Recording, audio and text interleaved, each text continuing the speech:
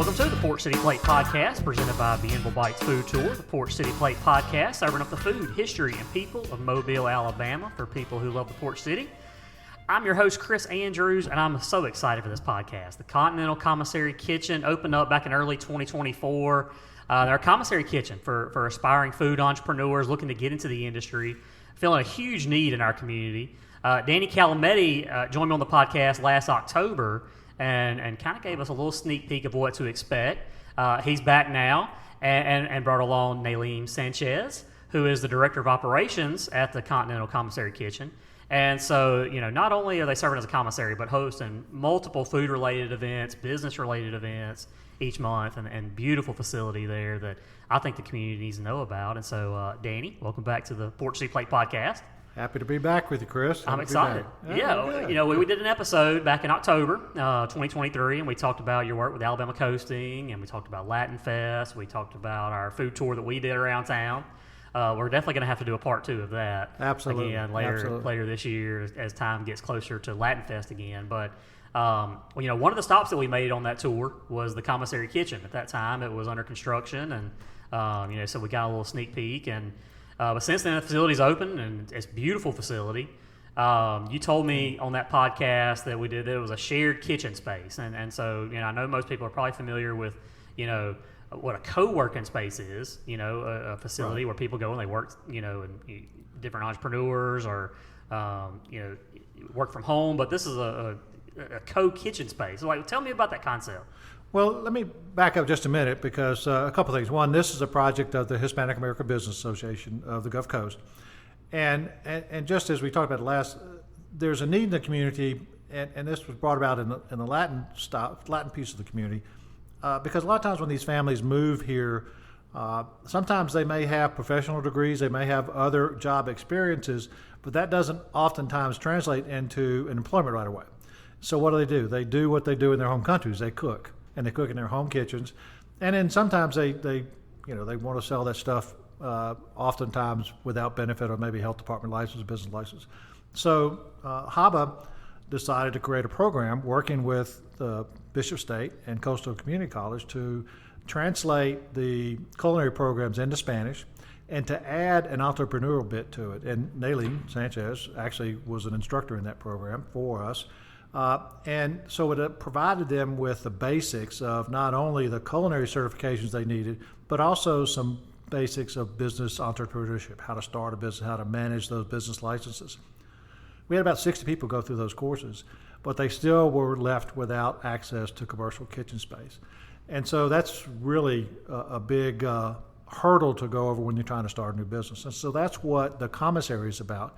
It provides our members with access to the piece of that commercial kitchen that they need. They don't have to have, it's a huge facility, as you saw, has all kind of different commercial kitchen equipment available. But if you're a baker and you only need access to the baking equipment, you don't have to pay for the full kitchen. You just basically sign up and leverage what you need for that. And so it provides access to state-of-the-art equipment, whether it's for a food truck, and we have a number of food trucks that our partners are. They all need access to commercial kitchen space, grease traps and everything else they need. Whether you're trying to build out a bakery, like I said, or looking at a full-time catering business, we have some of that available for all those folks. Yeah, so storage as well, right? Absolutely. Individual storage. We got freezer space. We got refrigeration space and all that. And the idea is focused on maybe the underserved community, but it's not limited to that. Because there's such a need in the community. So we're open to all. We have an outreach for some of the underserved community, but that's not who we're limited to. Yeah, I know just in conversations that I've had with a lot of entrepreneurs that it's the lack of commissaries in this area has been a huge void, and so y'all are filling that need. We're working on it. We still have space available, so we're working. I love the location too because you're right. You're right there off Airport and Azalea, and so you're 5 minutes from the interstate, which can get you anywhere in town.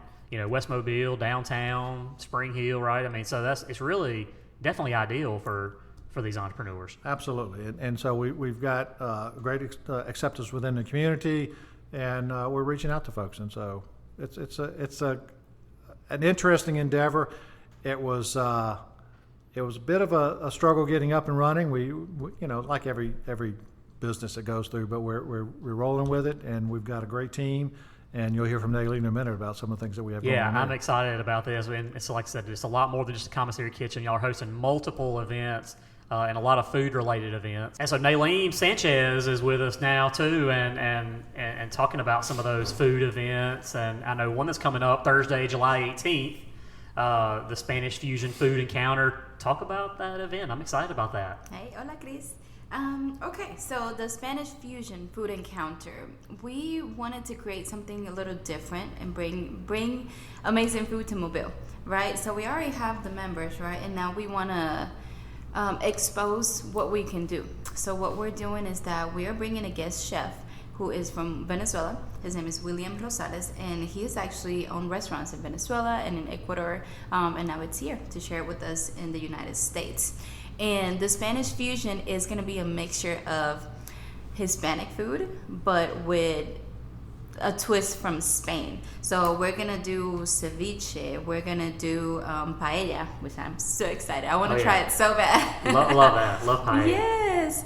And we're also going to do like something super different, which is an avocado ice cream with red berries. So we are excited for this. This is part of what we wanted to bring along with the kitchen. Not just be able to provide a service to, the underserved community and the food entrepreneurs, but be able to give Mobile something new, something fresh, and great food, of course. There's such a huge demand in I feel like in the area for just any kind of food-related event. And so that definitely fills that need. Well, talk about some of the chef interaction that you can have at an event like this. It's a very intimate, facility. The facility makes for a very intimate setting. Yes. With the bar that's right there in the middle. So talk about that. Talk about some of the interaction that you'll get with the chef on this event. Okay, so what we've done in the past is that, our bar area is called the lab because it's a laboratory for them to just create. And it's a small, it's just for up to 24 people. So if you can have just your whole family go and get all the tickets, that's fine. And then we have an island in the middle of the bar, which we can set up with a mini stove, and they can cook right there in front of you. We also have 3 TVs that showcase what is being cooked, so you don't miss anything. You don't miss anything. But yeah, in the past we've had some of the chefs kind of talk about, okay, this is the country we've done Cuba. So they talked about, hey, this is what we used to do back in Cuba, and this is kind of how we mix it, but then we tweak it a little bit. We did a vegan food encounter.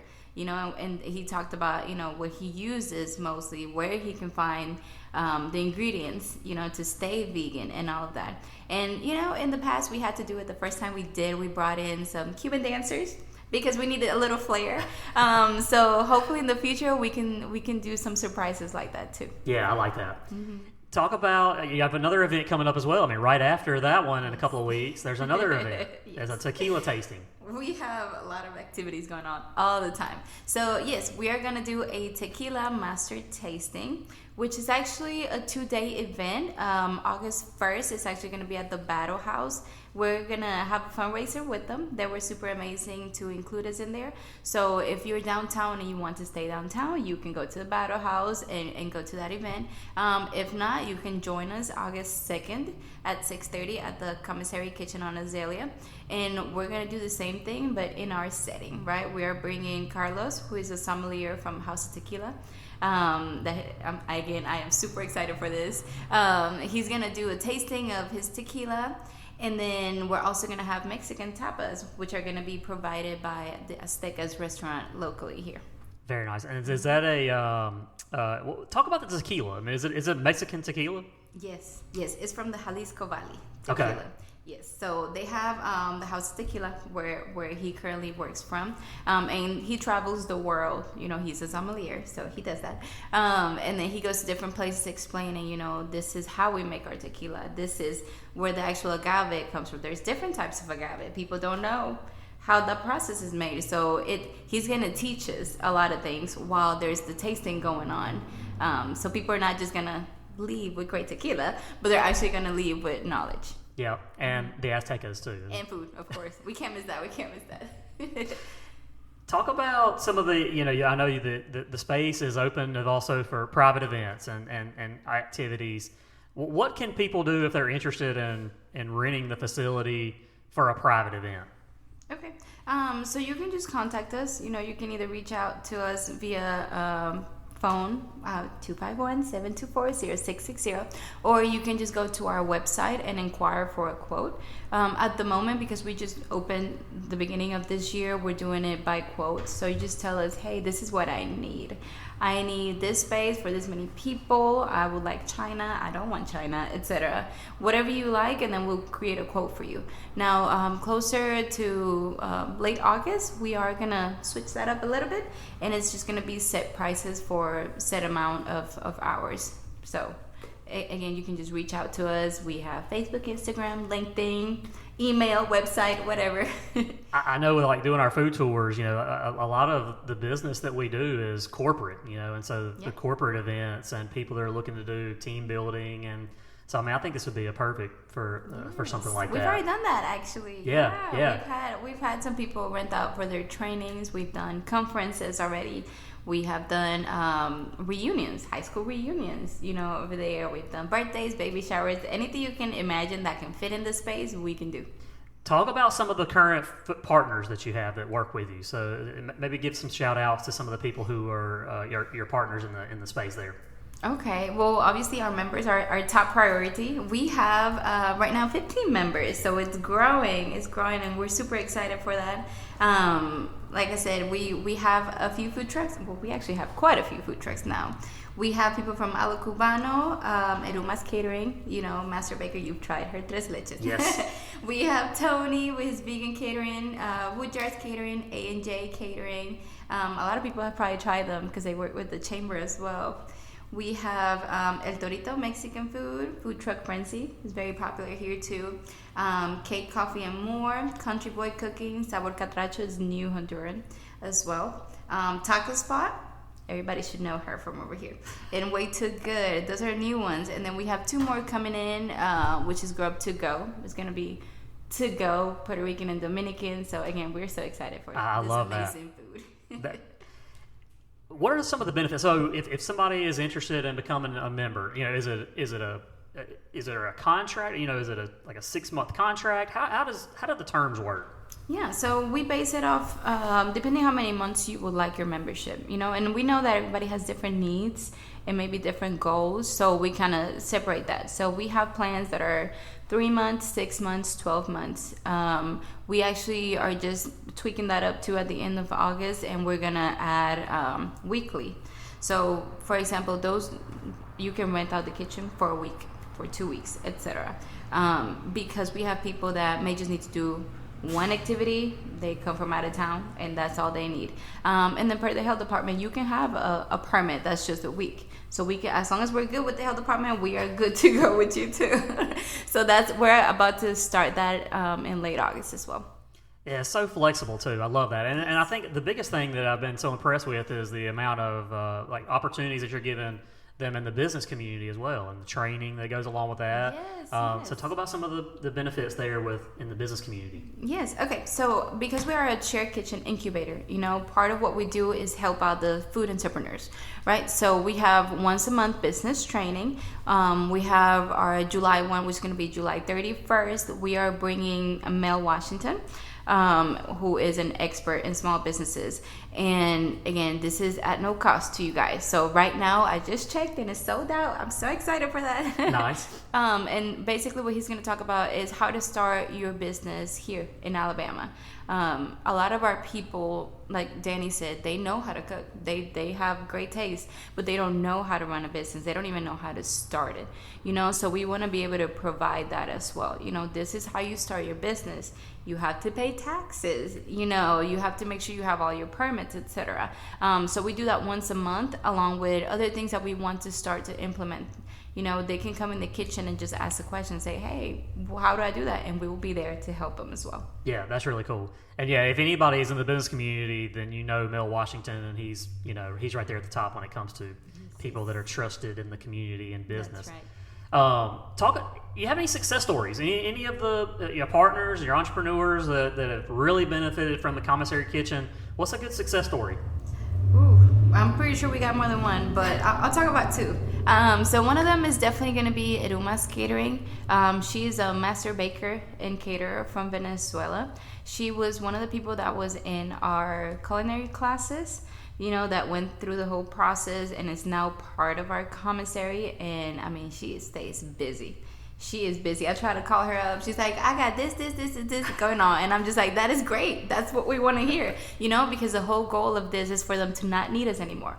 That's what we want, for them to be able to be self-sustainable wherever. And then we also have Emily from Taco Spot, which is a food truck that has been around for a while now. And she also went through the culinary classes along with everyone. They were in the same class.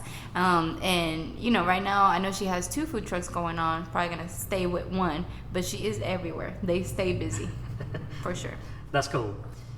And I guess, we mentioned Latin Fest, me and Danny did a little bit. So what are some of the plans, do you think, for Latin Fest this year? What can we expect?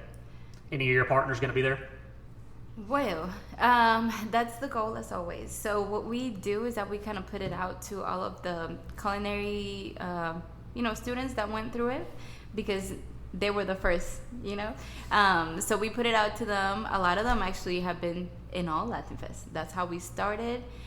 They keep coming. I know this year's going to be a little bit different because it's going to be a little limited because now it's very popular. Yeah. So we have people coming in from everywhere, but we don't want to lose the focus of, they were here first and they have supported us throughout the years. So definitely we're bringing back some of those vendors. We are bringing different food trucks this year as well. And, like Danny mentioned, we're going to be downtown on Friday with a smaller, participation. So the big event is going to focus on Saturday. That's where we're going to do everything. That's really cool. I love what y'all are doing, and I'm definitely going to put a link in the show notes for anybody who wants to purchase tickets to the food encounter, the Spanish food encounter coming up, and any of y'all's events. But what is the best way for people to keep up with these events? Is I know, like I said, these are we just got to get the word out about it. They're going to sell out. That's right. Once we get the word out. So how can people continue to follow and keep up with all the events that y'all are doing? Yeah. So for sure, one of the top communications that we use is Facebook. We post everything there. We put, the events with the links. Eventbrite has all of our events as well. Our website does too. So, we're trying to keep everything updated. But if you're one of those that's kind of like me, go to Facebook, go like us or follow us, and then you'll get updates from there. Yeah, and so that's the Continental Commissary Kitchen on Facebook, right? That's right. That's right. Sounds good. All right. Well, let's talk a little bit of food, why don't we? Okay. Our next segment of the podcast is called Meat and Three, and this is where I talk about I get 3 random questions for you. We've already gotten into the meat of the podcast, and so now I've got 3 questions that I wanted to ask you. And my first one, and I know you kind of touched on it a little bit, but maybe giving me another one. I was thinking of a partner of y'all's. I was thinking of a food truck. Like, what food truck do we need to be tracking down right now and go eat from this food truck that's a partner of yours? Okay, so I will tell you that El Torito, it's going to be at the flea market. So they started being at a flea market, which is, if you guys know, the flea market doesn't usually let food trucks in there. But they just started being there on the weekends, so definitely go find them. Let me see who else. Food Truck Frenzy, if you follow them on Facebook, they're everywhere as well. They have great food. They have seafood, they have wings. And we have one that's about to start hopefully soon once they get inspected, who is a juicing food truck. Okay.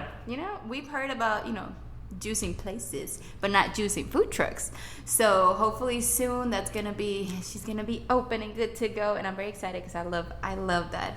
So watch out for the Juice Palace. She should be around to get your juicing needs. All right, I love that. That's gonna be cool. Yes. What are some of your favorite restaurants in Mobile? That's a tough spot. Let me see. I do really like Roma's Cafe on West Mobile. Mm-hmm. I love Italian food, so it's a sweet spot for me. Yeah, I love that one. Let me see what else. Well, this weekend I actually went to Joe Kane's Cafe. Yeah, downtown. It was really good. I love their pizza. We ordered a caprese pizza. It was great.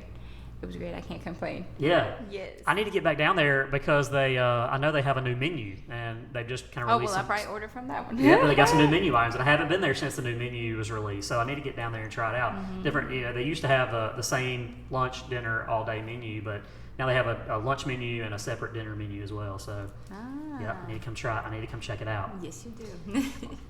My next question for you is, all right, so I was thinking of, and talking about Eruma's bakery got me thinking about this question because, like I said, I had her tres leches before, and I've had it before, at other places, but what she does is phenomenal.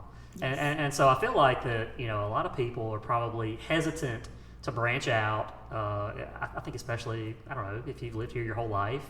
Half of my life. Yeah. Officially half of my life. You have, but yes. I people that, like me who have lived in Mobile our entire lives, right? I mean, we're probably not known for, Mobilians are not known for branching out and trying new things. We're just not, and so what would be a Hispanic dish, like the tres leches that Eruma has, that Mobilians should really branch out and try, that they would really enjoy?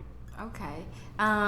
Definitely corn. So I know, there's different ways to do corn, but if you tried Mexican style corn, I will tell you, if you, like I mentioned, if you go to flea market, you can get a corn on the cob, and put some stuff on it.